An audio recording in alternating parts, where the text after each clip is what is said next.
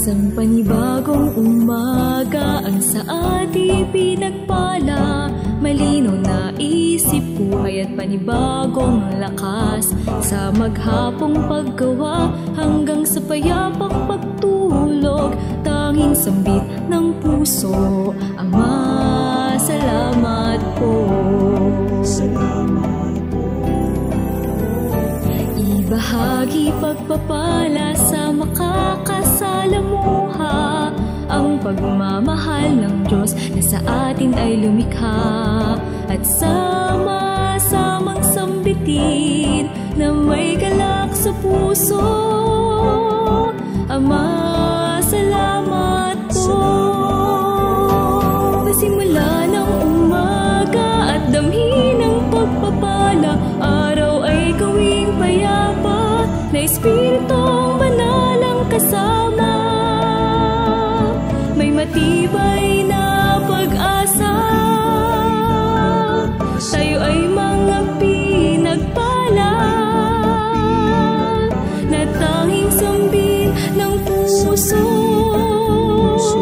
Ama, salamat po.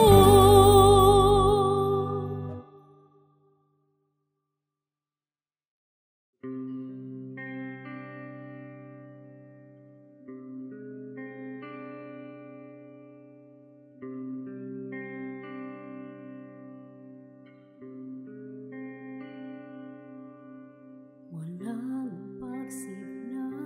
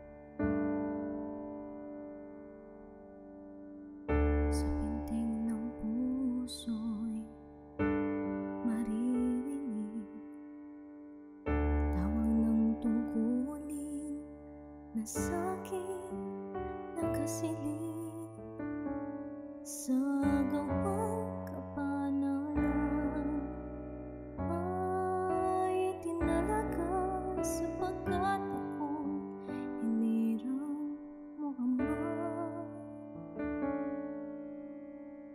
Sa pintig ng puso'y maririnig tawag ng tungkulin na sa'kin nakasiling sa gawang kabanalan ay itinalaga sapagkat ako'y hinirang mo, Ama. Wala ngang sukat ang iyong pagmamahal, katumbas nito'y ika'y paglilingkuran. Batid kong buhay ko'y hindi sasapat, ngiti ko'y maging lingkod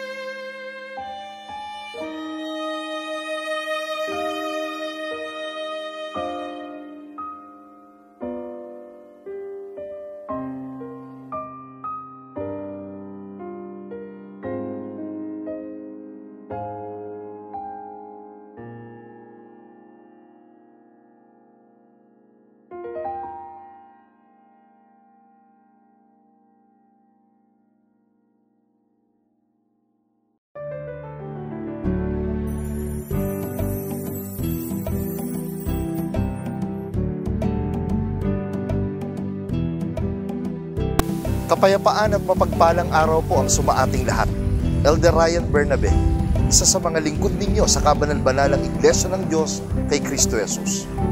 Ating purihin at pasalamatan ng Diyos na nagpala ng bagong araw sa pamamagitan ng programang Blessed Day.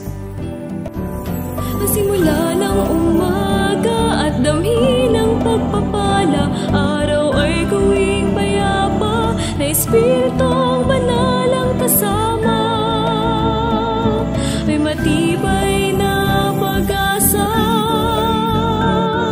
tayo ay mga pinagpala na tanging sambit ng puso.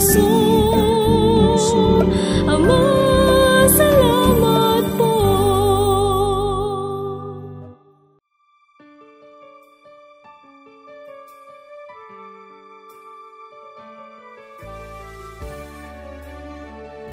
A blessed day to all. Isang pinagpalang araw po ang sumainyong lahat. Ang daily reflection natin sa araw na ito na mula sa aklat na Love Notes ay mula po sa Psalm chapter 94 verse 19. Pakinggan po ninyo. And when I am burdened with worries, you comforted me and made me feel secure. Psalms 94:19. When my days are troubled, hopeless and restless, I turn to you, O Lord. When I am confused and do not know what to do, I seek for you. You give me comfort, guided me with your truth and lighted my soul. Your mighty hand helped me, raised me when I stumbled, gave me strength, and renewed my soul. I will sing and declare, the Lord is my shepherd, I shall not want. Before I go to sleep, during the night of my day, then I am assured of your kindness and secured in your loving arms. Happiness, joy, and peace in the Lord will fill my soul, for God is my comfort. Kapag ang aking mga araw ay puno ng problema, walang pag-asa, at walang kapahingahan, ako'y dumudulog sa iyo, O Panginoon. Kapag ako'y nalilito at hindi alam ang gagawin, hinahanap kita. Binibigyan mo ako ng kapanatagan, itinuturo mo sa akin ang iyong katotohanan, at naliliwanagan ang aking kaluluwa. Ang iyong makapangyarihang kamay ang tumutulong sa akin. Itinindig ako kapag ako'y nadapa, binigyan ng lakas, at binuhay ang aking kaluluwa. Aawit ako, at sasambitin ng Panginoon ang aking pastor. Wala akong kakulangan. Bago ako matulog, sa buong gabi ng aking araw, at dito ako tiyak sa iyong kabutihan at ligtas sa iyong maibiging mga bisig. Ang kaligayahan, kasiyahan, at kapayapaan sa Panginoon ay magpupuno sa aking kaluluwa, sapagkat siya ang aking kaligtasan.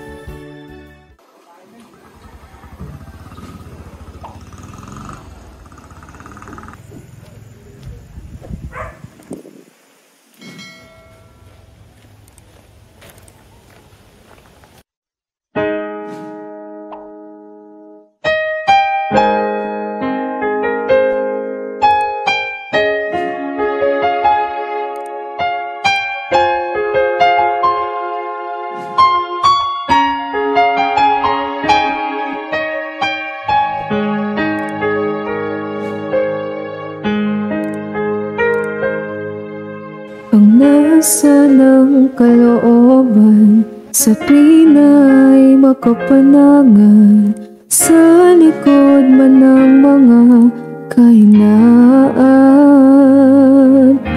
Mapagtagumpayan ang mga nararanasan.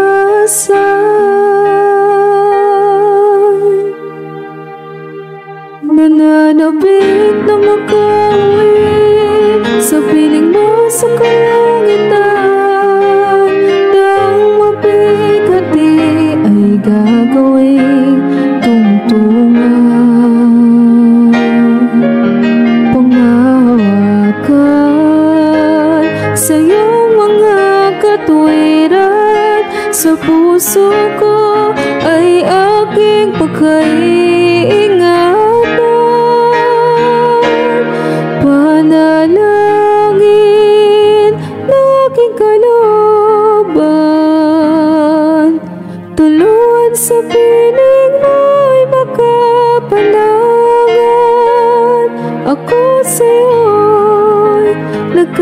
nagkatiwala na walang alinlangan. Sa tuwing na nawa'y alalayan,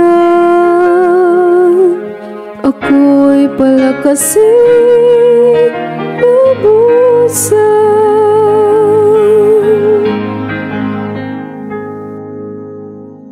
Sanang kalooban, sabi na ay makapanangan sa likod man ng mga kahinaan. Mapagtagumpayan ang mga nararanasan.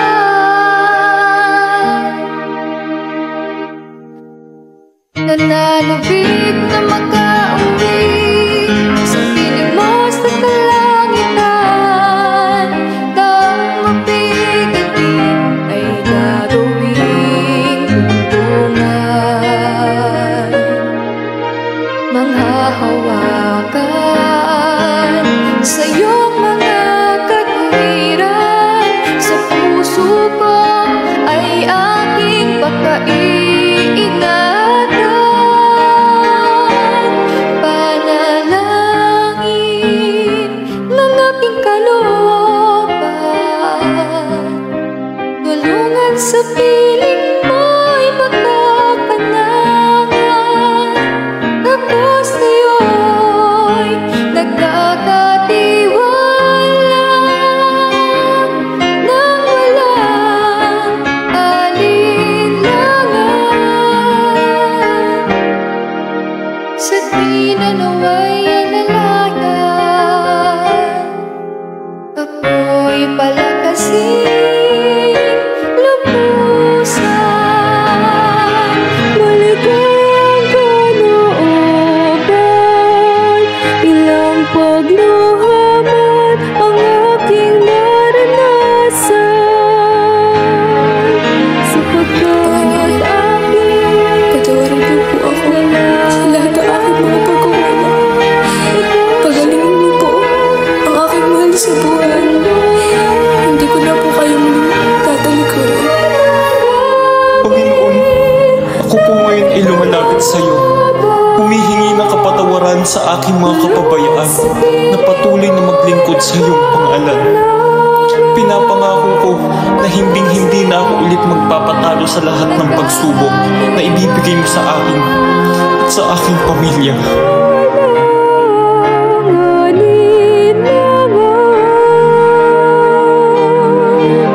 Sa tuwing na nawa'y alalayan,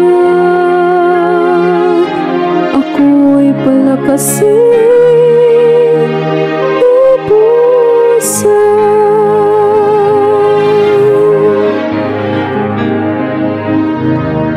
Sa tuwing na nawa'y alalayan, ako'y palakasin,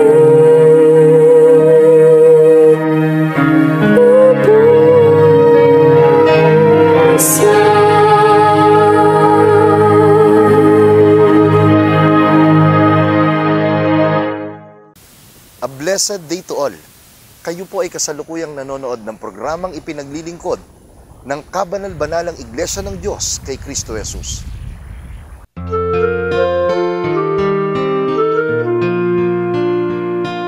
Ang biyaya ng Diyos sa umiibig sa Kanya ay dumarating sa iba't ibang mukha.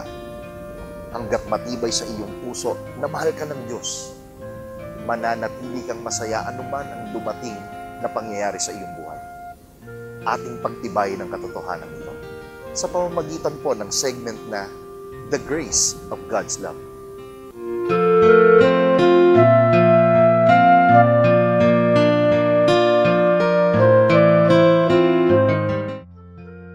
Ako po si kapatid na Hazel Tolentino at narito po tayo sa Centria Building sa Malolos, Bulacan na isang pagmamayari ng isang kapatid sa loob ng iglesia. At ito po ay isang malaking pagpapala na kanyang naranasan sa kanyang buhay. At atin pong alamin ngayon ang higit pang mga pagpapala na kanyang naranasan habang siya ay naglilingkod sa Panginoon. Narito ang bayan mo, saksi sa kaganapan ng mga pangako mo, hanggang maging ganap na kaluwalhatian mo.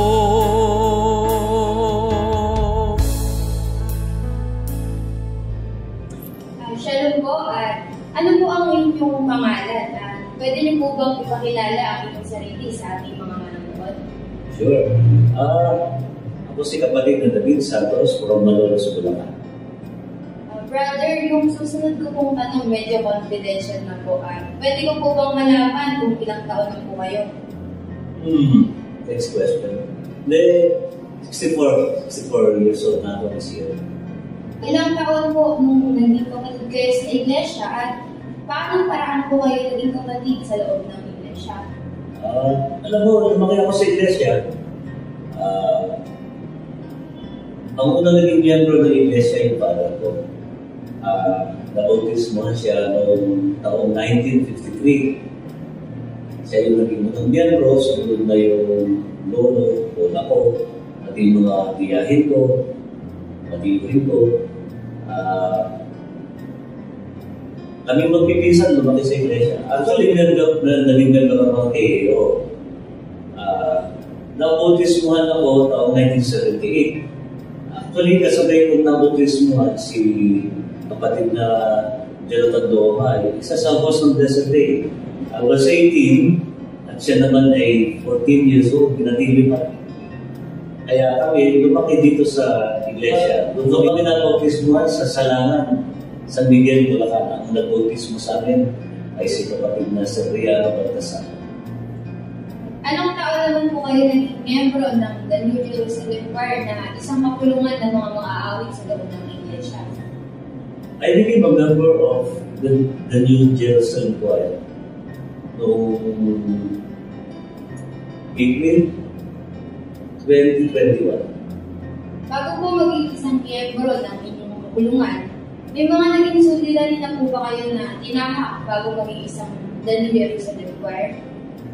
Suliranin ako ng college, suliranin. Kaya lang yung time na naging miyembro ako ng TNJC, New Jerusalem Choir,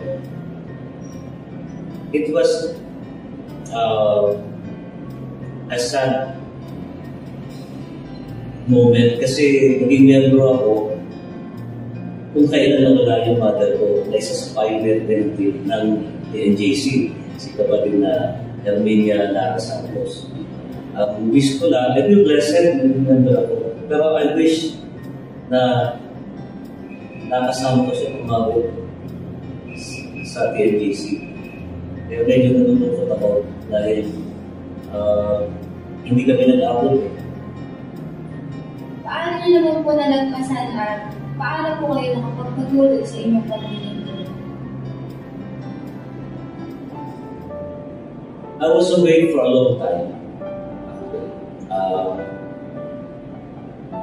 Nung mabautismohan kami noong 1978, after that, naging busy ako sa pag-aaral.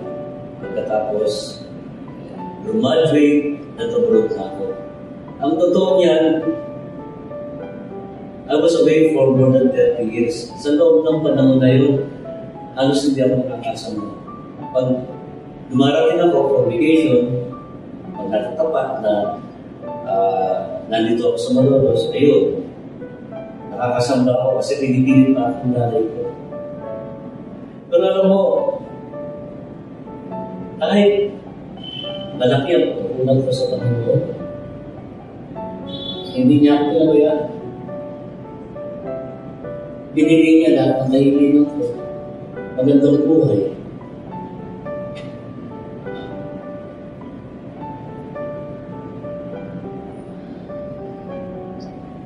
Yan lang, ang masasabi ko lang, yung tao nakakalimot sa Panginoon, pero ang Panginoon hindi makakalimot sa'yo.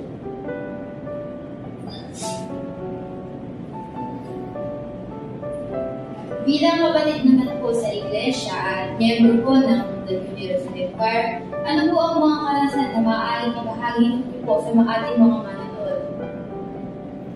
Alam mo, pagiging miyembro ng TNJC is a blessing. Kung personally, pag ako umaawit, feeling ko, ang Panginoon sa harapan ko, siya inawit ako. Kaya napakaluwag sa kalooban, napakasaya na napaglilingkuran mo ang Panginoon. Kahit sa pamamaraan ng mag-awit. Kasi kanya-kanya naman tayo ng tungkulan eh. Mayroong tinawag na mga awit, mayroong tinawag pa ng mga aral. Ako sa pag-awit, yun, feeling ko, andyan lang ang Panginoon. At masaya ako na inaawit ako siya. Kapatid na David, paano po nalagpasan ang mga karanasan ng inyong buhay sa paglilingkod sa Diyos? Lahat naman tayo nagkakaproblema, di ba? Merong problema financially, minsan kakasakit tayo, o minsan meron tayong hindi pagkakaunawaan sa mga kamag-anak mo, sa kapatid mo, even. Pero paghawakan lang natin ang pananampalataya, lahat nalalampasan mo. Kasi ang Panginoon, lagi nakaalalay sa iyo eh. But it's very important that you never lose faith.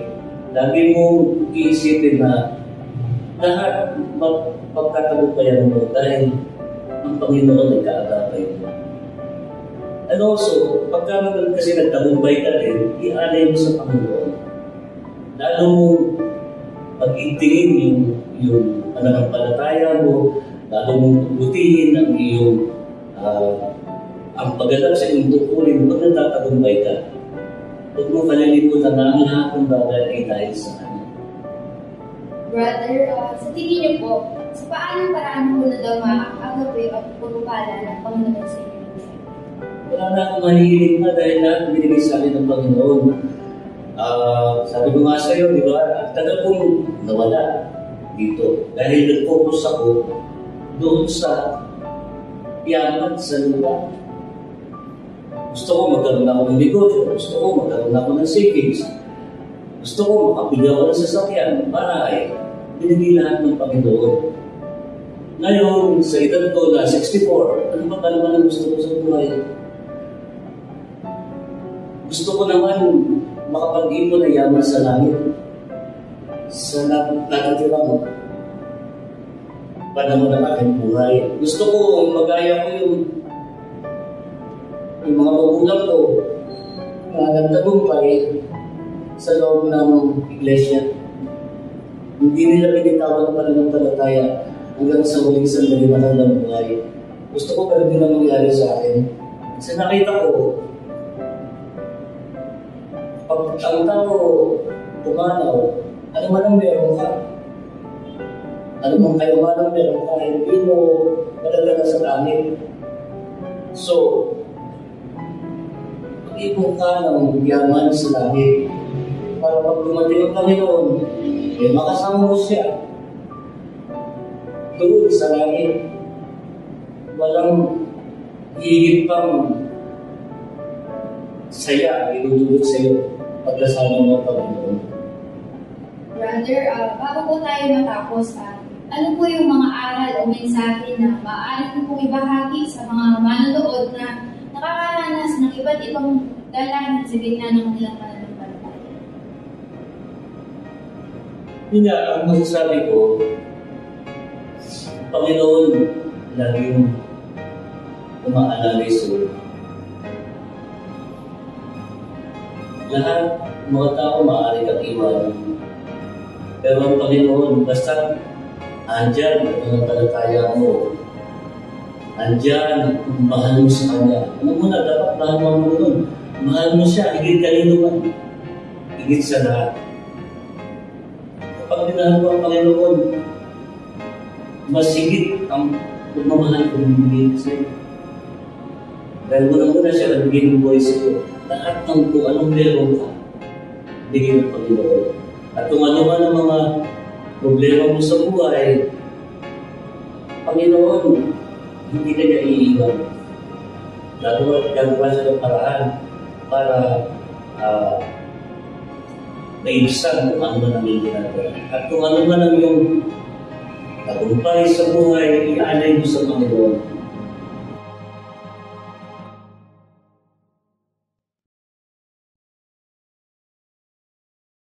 Nagpapasalamat po kami sa pagtangkilik ninyo sa ating pagtatanghal.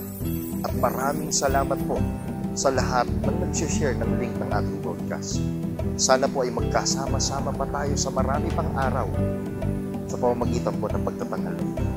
Sa bahaging ito, inaanyayahan ko po kayo na tayo manalangin at ipagtagubilin sa Diyos ang panibagong araw na ito na ating lalakaran. Manalangin po tayo. Aba, Panginoon namin Diyos, napakabuti mo sa amin, sa lahat ng mga tao na iyong nilikha. Napakabuti mo sa iyong pagtitiwala at ginagamit mo kaming lingkod upang magserbisyo sa amin pong mga kapwa. Panginoon, wala kaming maitutumbas sa patuloy mong pagpaparana sa amin ng iyong paggabay upang makapanatili kami sa iyong pagtitiwala bilang iyong mga kasangkapan. Dumating ang mga panahon sa aming buhay, hindi man namin ginusto,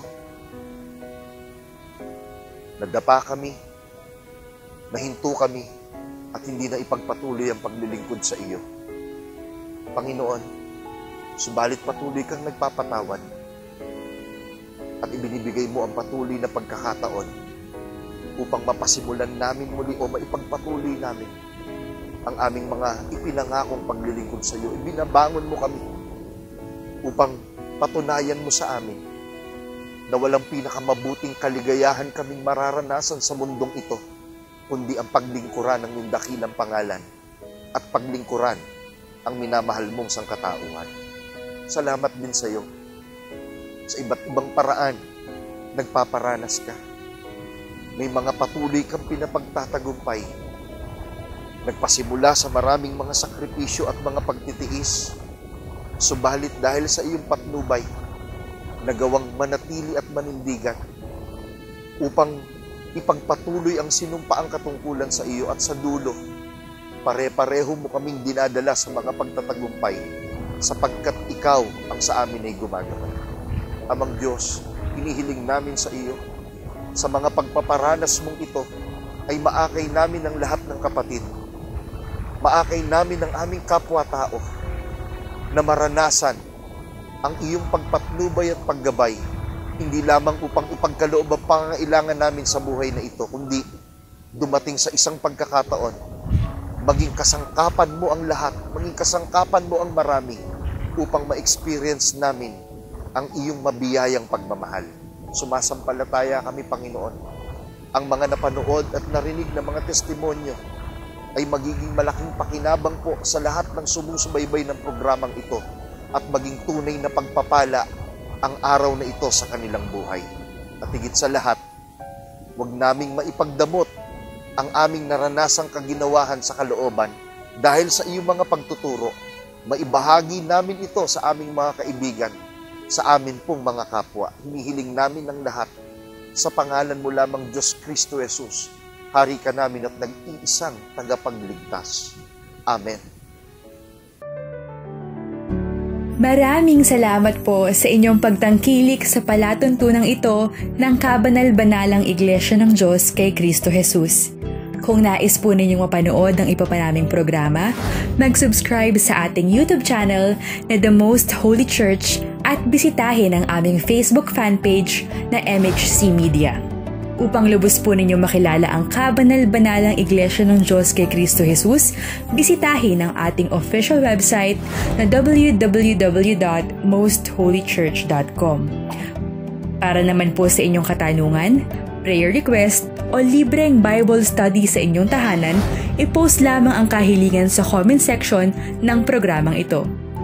Maaari din po kayong tumawag o mag-text sa mga sumusunod na numero. Sa Smart o Talk and Text, 0909-555-5009. Sa Globe o TM, 0926 0917-383-0454. Sa Dito SIM 0991-419-2027. At sa landline 8255-6949 o 8553-0946. Maraming salamat po.